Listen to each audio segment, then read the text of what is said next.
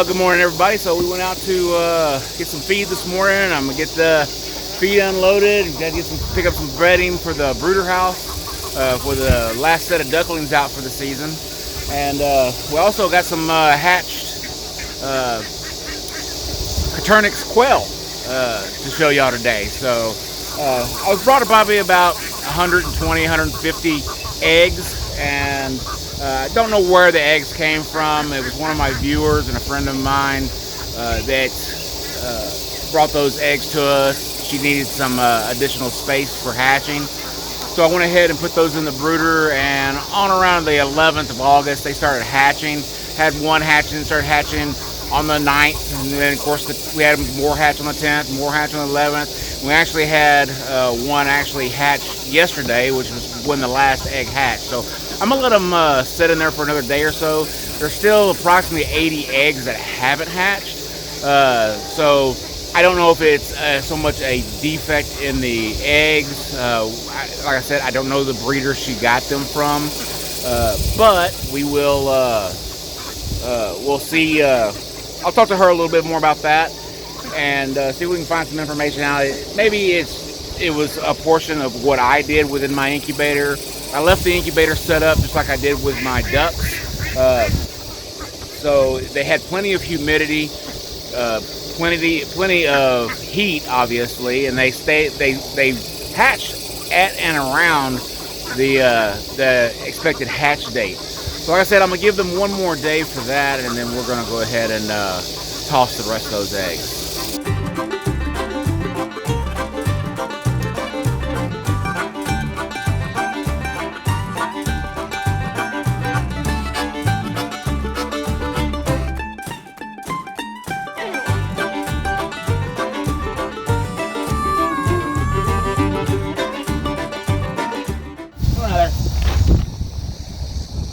Alright everybody, so I'm out here mixing my goat's feed, and I do a mix of a little bit of everything. I have no buck here at Sundown Acres, so I actually mix in a scoop of all-stock sweet feed, so I don't have to worry about urinary calculi with them.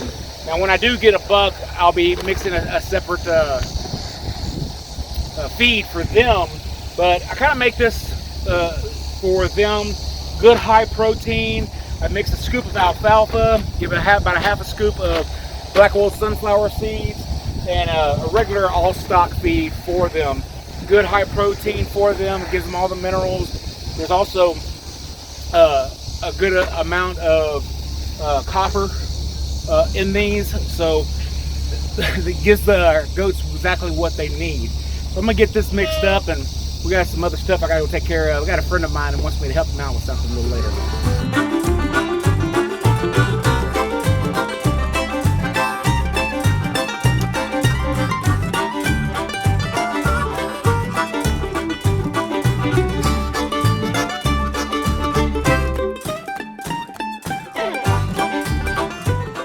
Okay, so this is Flounder. Flounder is one of the first ducks that I hatched here at Sundown Acres, and he's got a beautiful green tint to his head here. So we know that khaki Campbells are mallard, roan, and Indian runner mixes, right? But he's the one drake that I've actually decided to keep here on the farm. He's a really beautiful addition to us. You can always tell a drake when it comes to a khaki Campbell. They will have a green or a blue bill. Okay, that's as far as the drakes. Usually a darker colored head where it comes down and meets the neck. Sometimes you have a little bit of variation. Sometimes their heads are lighter. Sometimes they're not.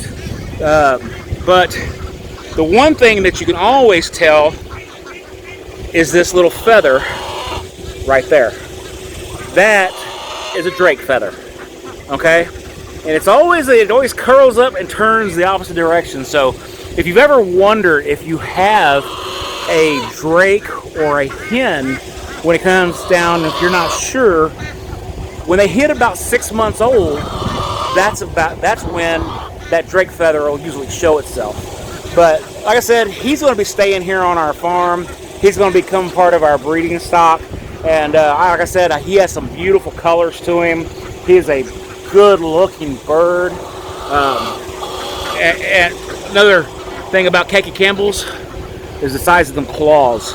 Okay, so that's that's one of the things about this duck that you can really see. And you'll have Khaki Campbell's different color legs. You'll have dark. They'll be orange. They'll be yellow. There'll be all kinds of different colors. But this is a really good-looking duck, and I think he's going to be sticking around with us for a little while. Is that right? Ain't that right, Flounder? Anyway, let's put him back down.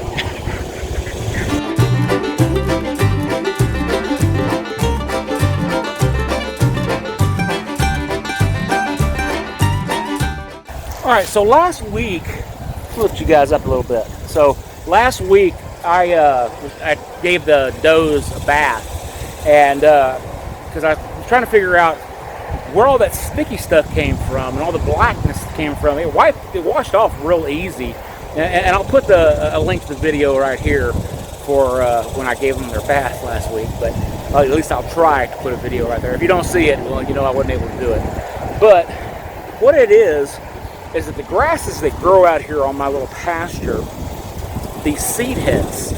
So these seed heads are very, very sticky. Now, I tried to look up on Google and see what kind of grass this was. And a lot of it is saying it's buffalo grass, but I can't say that that's what it is. Buffalo grass is native to here, this part of Texas, or pretty much all of Texas. But it's like a real dark, I don't know if y'all can see that or not. There we go. All right. So it has like almost like a resin on the seeds, and it's real sticky. So that's what, as the goats are going through the pasture, okay, these seed heads are wiping across their face as they're eating the grass and the things along those lines, and it's sticking to their fur. And as it's sticking to their fur, and of course dirt gets on it and sticks to them, so they're going to stay dirty until these are pretty much gone. Either that or I mow them all down. I do kind of do a couple of passes every day out here when I bring my mower out to feed all the animals. But I try to keep some of the higher grass to give them something to nibble on and chew on. Of course, they always have the feed. In the summertime, they've always got plenty to eat, so that I'm not that concerned with. But it sounds like we're about to get some rain out here. And guys, I want to thank y'all for watching today's video. Just want to kind of explain where all that dark mess was that was on those goats from the last video. It took me a minute to figure it out. All I had to do was walk out here and figure out, oh, it's sticking to me too. So, hey. All right, guys, thanks for watching today's video, and we'll see y'all next time at Sundown Acres.